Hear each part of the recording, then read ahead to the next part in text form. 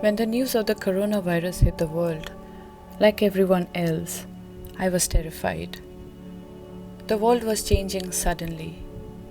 On March 24, 2020, the Indian government called for a complete lockdown of the entire nation for 21 days in an effort to contain the virus. I'm a photojournalist and a mother. My son had turned just a year old, and though I wanted to venture out and document what was happening, I mostly stayed home and photographed my neighborhood in Delhi NCR region. I saw empty streets, closed stores, schools, and restaurants. Everything seemed to stand still. At the market, I met people from the informal sector, the essential workers who didn't have the privilege of staying home because they had to make a living. Fear, anxiety, and stress were on everyone's mind. Some of the street vendors I met told me COVID was a rich person's disease and that it would not impact poor people.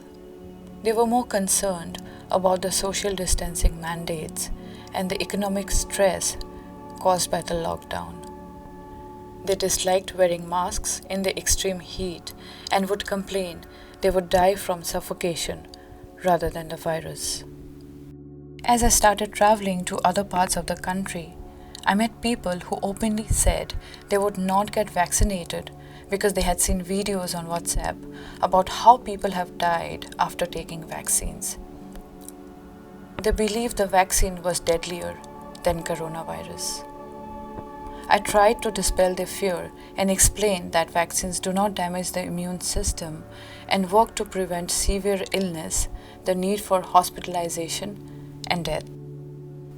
In some communities, I heard the myth that the vaccines would cause men to become impotent.